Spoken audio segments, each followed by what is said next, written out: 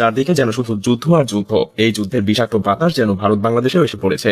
যে কোনো মুহূর্তে ভারত বাংলাদেশে আক্রমণ করতে পারে, কারণ সাম্প্রতিক সময়ে ভারতের সবচাইতে বড় মাথা ব্যথার কারণ হয়ে দাঁড়িয়েছে বাংলাদেশের রাজনৈতিক প্লট পরিবর্তন। বাংলাদেশ আর কারো নিয়ন্ত্রণে নেই, আর এ কারণেই তারা বাংলাদেশকে পরোক্ষভাবে দখল করার হুমকি দিয়ে আসছে প্রতিনিয়ত। যদিও এগুলোকে রাজনৈতিক বক্তব্য বলেই উড়িয়ে দেওয়া যায়, কিন্তু আসলেই যদি ভারত এমনটা করার চিন্তা করে থাকে তাহলে কি পরিস্থিতি দাঁড়াবে? বাংলাদেশ কি পারবে পৃথিবীর চতুর্থ বৃহত্তম ভারতের মতো সামরিক দানবের মুখোমুখি হতে, নাকি নতুন আর একটা গাজায় পরিণত হবে? নাকি ভারত বাংলাদেশকে আক্রমণ করলে নিজেই বিভক্ত হয়ে যাবে, আলাদা হয়ে যাবে সেভেন সিস্টার? আজ চলুন সেই বিশ্লেষণই করা যাক। আর নতুন বন্ধুরা অবশ্যই পাশে থাকা সাবস্ক্রাইব লেখাটি প্রেস করে বেল আইকনের অল অপশন সিলেক্ট করুন।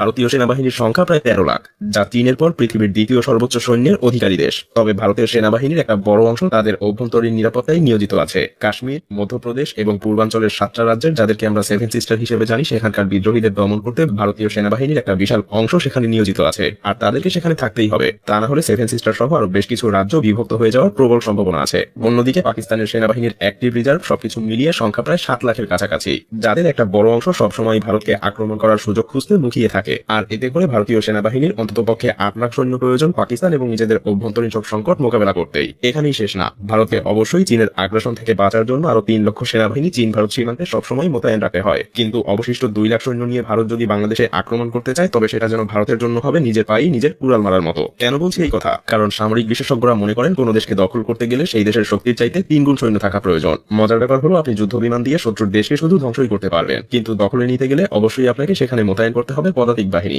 আর তাই ভারতের 2 লাখ সৈন্য দিয়ে বাংলাদেশকে দখলে নেওয়া সম্ভব না, কারণ বাংলাদেশের সেনাবাহিনীর সংখ্যাও একেবারে কম না। আর তাই বলাই যায়, এই পরিস্থিতিতে ভারতীয় সেনাবাহিনীর জন্য বাংলাদেশকে আক্রমণ করা অসম্ভব হয়ে দাঁড়াবে। তবে এখানে চীন পাকিস্তান নিজেদের সাথে ভারতকে সীমান্ত থেকে দূরে ব্যস্ত রাখতে বাংলাদেশকে অস্ত্র দিয়ে সহযোগিতা করার সম্ভাবনা অনেক বেশি, যা ভারতের জন্য কাল হয়ে দাঁড়াতে পারে। কিন্তু ভারতের সক্ষমতা কিন্তু এখানেই শেষ না, কারণ তাদের আছে পৃথিবীর অন্যতম আধুনিক এবং বিশাল শক্তির বিমান বাহিনী। তবে মজার ব্যাপার হলো, তাদের সেখানেও রয়েছে বেশ দুর্বলতা, কারণ তাদের পর্যাপ্ত যুদ্ধ বিমান আছে ঠিকই, কিন্তু লজিস্টিক সহযোগিতা করার সক্ষমতা অতটাও নেই। কারণ ভারতীয় বিমান বাহিনীর কাছে মাত্র 10টা হেভিওয়েট পরিবহন বিমান এবং 30টা মিডিয়াম ক্যাটাগরির লজিস্টিক বিমান রয়েছে। অথচ ভারতের মতো একটা বিশাল দেশে সৈন্য এবং রসদ মোতায়েন করতে এই কিছু ট্রান্সপোর্ট বিমান কোনোভাবেই যথেষ্ট হবে না।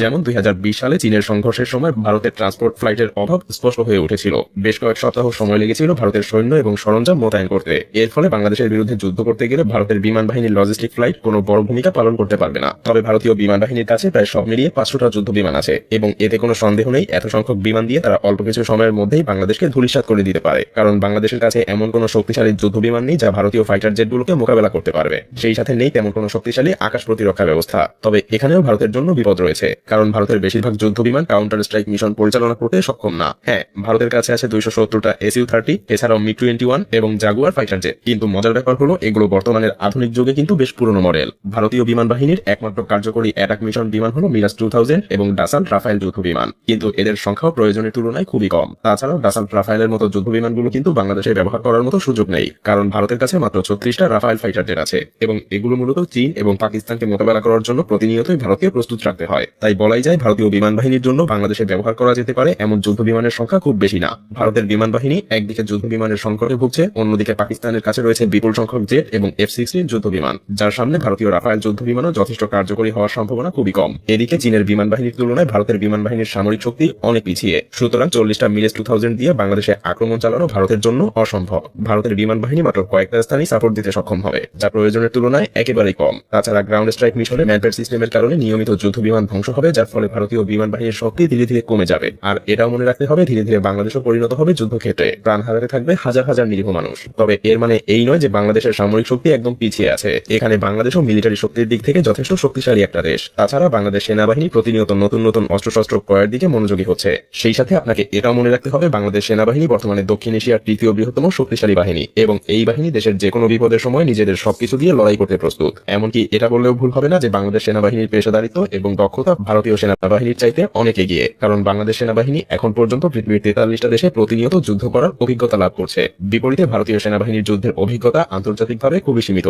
বাংলাদেশ সেনাবাহিনী জাতিসংঘের অধীনে প্রায় অর্ধশতাধিক দেশে সরাসরি যুদ্ধের অভিজ্ঞতা অর্জন করেছে। এতে তাদের দক্ষতা এবং অভিজ্ঞতা ভারতীয় সেনাবাহিনীর চাইতে অনেকটা বেশিই বলা যায়। তাছাড়া পেশাগত দক্ষতার পাশাপাশি বাংলাদেশ সেনাবাহিনী অত্যাধুনিক সমরাস্ত্র ক্রয়ের দিকেও ধাবিত হচ্ছে। বিশেষ করে বিভিন্ন আগ্রাসন মোকাবেলায় বাংলাদেশ পৃথিবীর বিভিন্ন দেশ থেকে যুদ্ধ ট্যাঙ্ক, যুদ্ধ বিমান এবং অন্যান্য সমরাস্ত্র সংগ্রহ করছে, যা বাংলাদেশের নিরাপত্তা ব্যবস্থা আরো মজবুত করবে। এমনকি বাংলাদেশ তুরস্কের কাছ থেকে বেশ কিছু সংখ্যক বর্তমান পৃথিবীর সবচাইতে অত্যাধুনিক ড্রোন বায়রাক্টার TB2 কিনেছে, আরো কিছু সংখ্যক কেনার জন্য চুক্তিও করেছে, যার মাত্র 50টা দিয়েই ইউক্রেন হাজার হাজার রাশিয়ান যুদ্ধযান ধ্বংস করেছিল। সেই সাথে সমরাস্ত্রের উৎপাদন বাড়ানো এবং বাইরের দেশ থেকে আধুনিক অস্ত্র ক্রয়ের মাধ্যমে বাংলাদেশ সেনাবাহিনী আরো শক্তিশালী হওয়ার চেষ্টা করছে। 2030 সালের মধ্যে এই সমস্ত নতুন অস্ত্র বাংলাদেশ সেনাবাহিনীর বহরে যুক্ত হবে, যা বাংলাদেশকে এক নতুন উচ্চতায় পৌঁছে দিবে। তাছাড়াও বাংলাদেশের সেনাবাহিনীর কৌশলগত শক্তি বৃদ্ধি করতে সবচাইতে গুরুত্বপূর্ণ পদক্ষেপগুলোর মধ্যে একটা হলো অ্যাম্ফিবিয়াস ট্যাঙ্ক। সম্প্রতি বাংলাদেশ চীন থেকে 54টা অত্যাধুনিক উভচর ট্যাঙ্ক অর্ডার করেছে, যা পানিতে এবং মাটিতে দুই জায়গাতেই বেশ কার্যকরীভাবে চলতে পারে। এই ট্যাঙ্কগুলো এমনভাবে তৈরি যা তীব্র স্রোতেও অনায়াসেই চলতে পারে। এগুলো বিশেষ ধরনের হামলা চালানোর জন্য অত্যন্ত কার্যকরী, যা বাংলাদেশের প্রতিরক্ষা শক্তি আরো মজবুত করবে।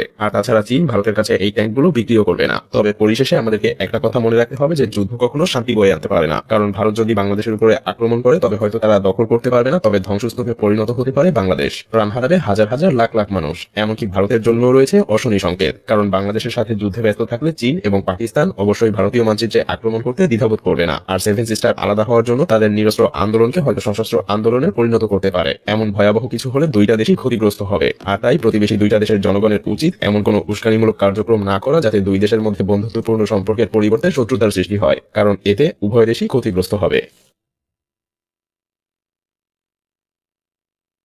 সেনাবাহিনীর চাইতে অনেক এগিয়ে, কারণ বাংলাদেশ সেনাবাহিনী এখন পর্যন্ত পৃথিবীর 43টা দেশে প্রতিনিয়ত যুদ্ধ করার অভিজ্ঞতা লাভ করছে। বিপরীতে ভারতীয় সেনাবাহিনীর যুদ্ধের অভিজ্ঞতা আন্তর্জাতিকভাবে খুবই সীমিত।